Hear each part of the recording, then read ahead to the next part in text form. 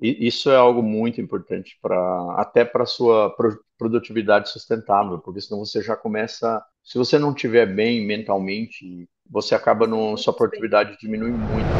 Obrigado, Kátia, para mim é uma honra estar aqui. Realmente faz parte do meu propósito, então poder falar para mais pessoas do como é que eu me relaciono com essas pessoas e como é que eu ajudo e também aprendo durante os meus processos de mentoria e os processos de coaching.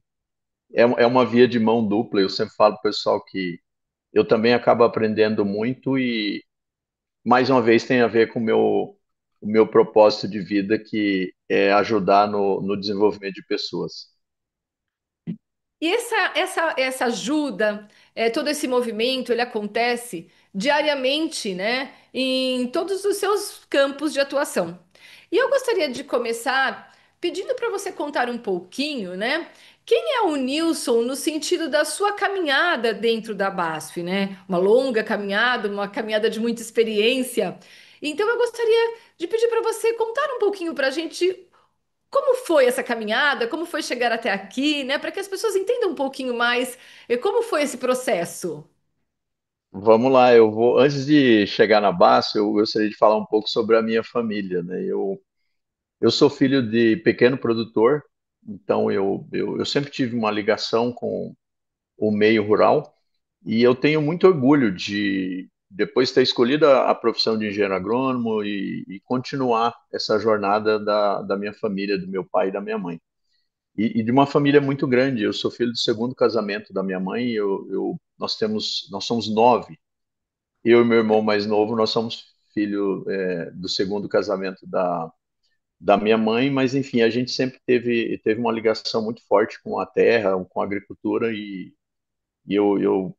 é o que me move também, essa questão de ajudar a alimentar o mundo, ajudar no desenvolvimento de pessoas. Isso tem tudo a ver com a minha trajetória. E depois eu casei, há cerca de 23 anos, sou casado com a Magna, sou pai do Pedro, ele tem 18 anos, e pai da Mariana, que tem 13 anos. Então, eles é que são minha base. Antes de eu começar a contar minha história, eles são minha base de tudo, é por tudo que eu faço, é por eles, por essa jornada que começou lá com a minha família, com meu pai, com a minha mãe, e que eu continuo ela aqui, perpetuando ela até hoje.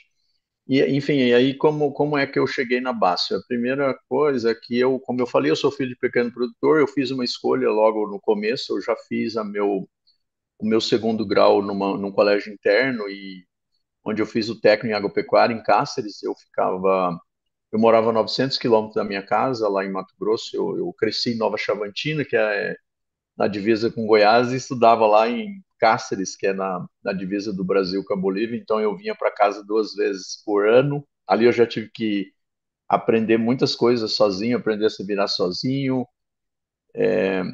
Você tem que lavar sua roupa, você tem que cuidar da limpeza do seu quarto, você tem que se virar lá, não tem ninguém para A fazer por gestão você. de vida, né, A Nilson? É gestão uma de gestão vida de vida. começou logo cedo ali. Depois eu optei logo saí de lá, optei por fazer agronomia. Eu fiz fiz um cursinho de 4 meses lá em Cuiabá, e logo eu ingressei na UFMT. Depois eu formei, e na sequência minha primeira, eu tive um primeiro trabalho numa revenda lá, uma revenda local lá de Mato Grosso, chamada Agronorte, que foi a revenda que me draftou lá na universidade ainda. E depois eu conheci o pessoal da BASF, e logo depois eu fiz uma entrevista na BASF e acabei entrando na área da assistência técnica exatamente 26 anos atrás, em 1999. Eu ingressei na assistência técnica, e depois eu passei por todo o processo de vendedor júnior, vendedor pleno, vendedor sênior. E depois, em 2009, eu fui transferido aqui para São Paulo para trabalhar na área de marketing. Depois, em marketing, trabalhei no marketing tático do Brasil, depois no marketing estratégico. Depois eu voltei para o campo como líder sênior de vendas lá em Mato Grosso.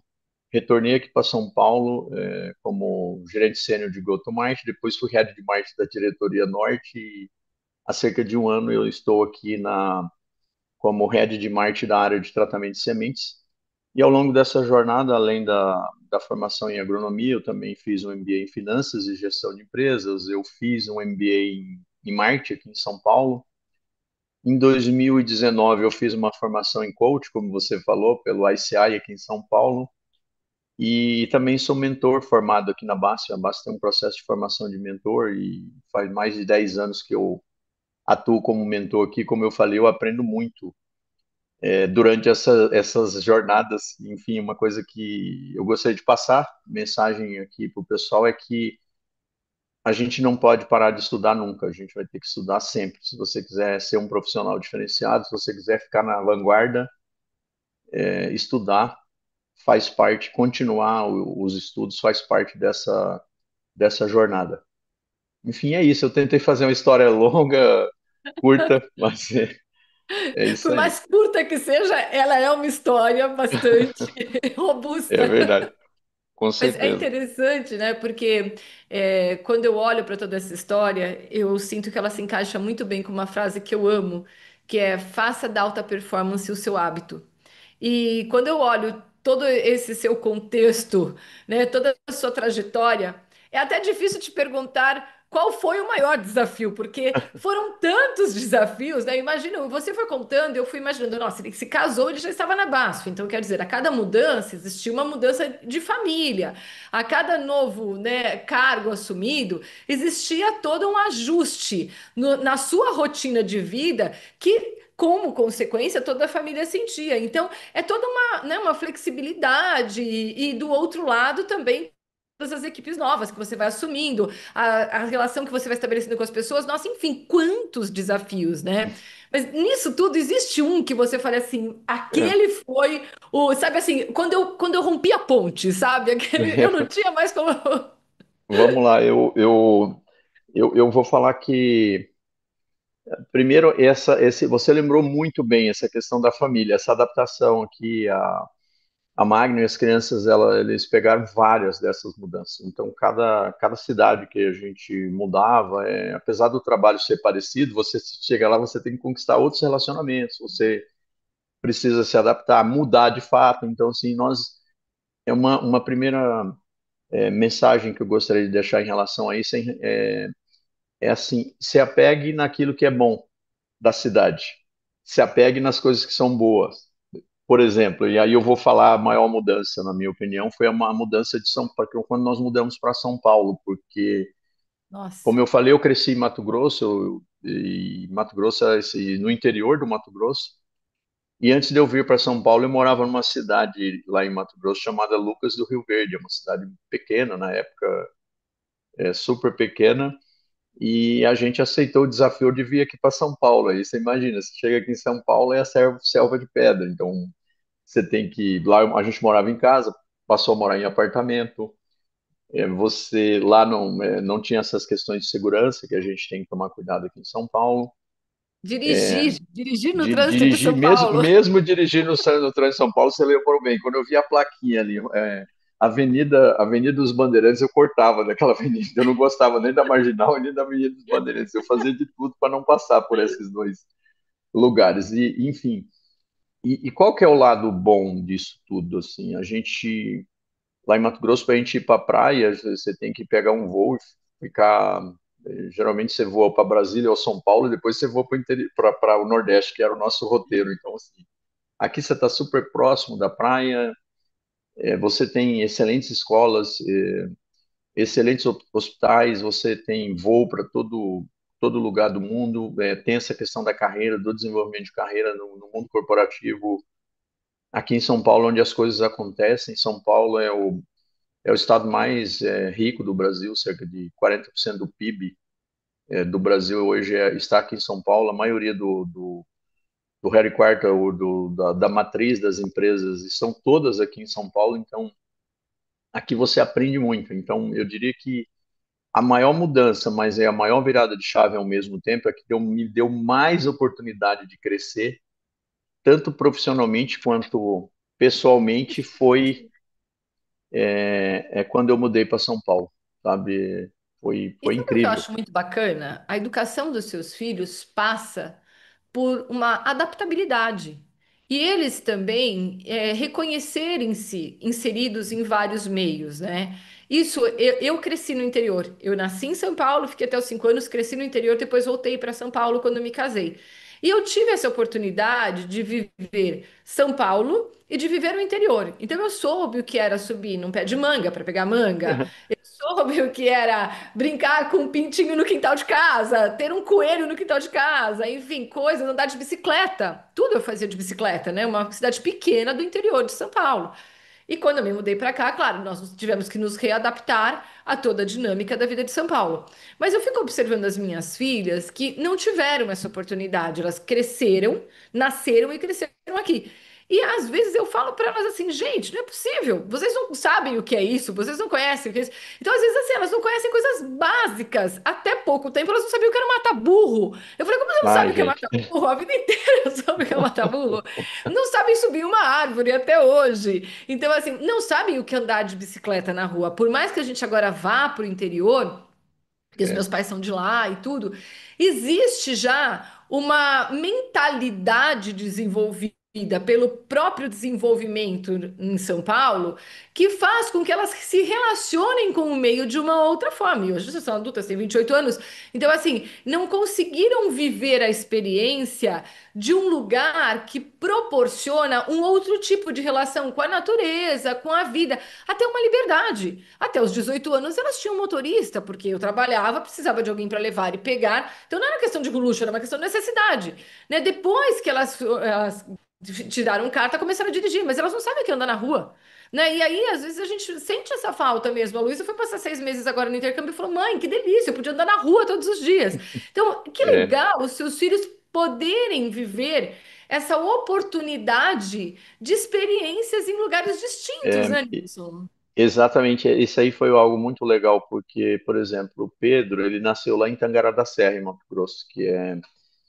E depois, logo depois de um ano que ele nasceu, a gente foi transferido para Lucas do Rio Verde. E depois de um ano e pouco, nós fomos transferidos para São Paulo. Depois, fomos transferidos para Cuiabá. Depois de alguns anos ali, 2014, ele nasceu em 2007, então ele tinha mais ou menos 7, 8 anos. A gente viveu em Cuiabá, que de uma certa forma é uma cidade do interior também. Sim. A Mariana pegou partes, porque ela nasceu em São Paulo, mudou para Cuiabá e depois ela retornou para São Paulo. Mas a gente continua cultivando isso através das nossas viagens. Assim, a gente viaja de motorhome, Legal. e a gente acampa para exatamente ter esse contato com a natureza. A gente tem uma casa aqui no interior de São Paulo, num condomínio onde eles conseguem aproveitar essa conexão com a natureza. Então, isso foi algo que a gente procurou cultivar. E eles gostam, assim, eles topam. Eles falam assim, vamos fazer tal passeio mais radical, tipo acampar não é algo tão simples assim, porque você, Não, você nem um fica. pouco. Hoje os campings estão mais modernos, porque geralmente você fica num camping e aí tem um local com banheiro quente para você tomar banho, tudo, e você basicamente dorme na barraca, tem um local para você fazer suas refeições. Tá mais light, mas ainda assim é um desprendimento do que, Sim. por exemplo, ficar no hotel. Qual é o lado legal? Você tem uma conexão muito forte com a natureza, que é isso que você estava falando, que, na minha opinião, isso faz muita diferença, principalmente para gente que vive numa metrópole igual São Paulo. Nós vivemos numa selva de pedra, a gente se desconecta totalmente, a gente começa a ficar no botão do automático conectado. Quando você E está está na atento, natureza, né? você escuta os pássaros, você vê Nossa, o movimento das árvores, você presta atenção no vento, você. Eu já tenho essa ligação com a natureza porque eu fui criado nesse meio, então eu sinto falta também. Por isso que eu acho que é tipo uma válvula. Quem mora aqui em São Paulo, você precisa de uma válvula de descompressão aqui, como se fosse uma panela de pressão. Você fica aqui e a cada dia, 15 dias, geralmente é a nossa rotina, a gente acaba indo para o interior. E eu tenho uma felicidade que no meu trabalho, em muitas das minhas visitas que eu faço no campo, eu consigo ver uma lavoura de soja, uma lavoura de milho. Então eu tenho esse contato. Isso é uma maravilha. Meu você tem esse trabalho é realmente um acesso. privilégio.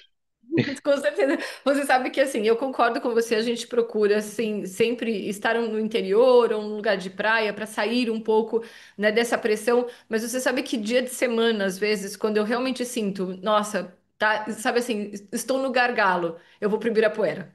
Porque Olha pelo aí. menos ali eu enxergo verde, eu ouço os pássaros, eu É, vejo, sabe, o esquilinho ali, sabe? Enfim, eu consigo ali encontrar uma conexão com Deus diferente da selva de pedras, né? Dentro da cidade, um refúgio, que é importante realmente reenergizar, recarregar as forças junto da é. natureza. Isso é algo muito importante para até para sua produtividade sustentável, porque senão você já começa, se você não estiver bem mentalmente, você acaba no, sua Muito bem, produtividade diminui muito. E concordo. aí é foco e alta foco na produtividade e obviamente uma produtividade sustentável, sabe?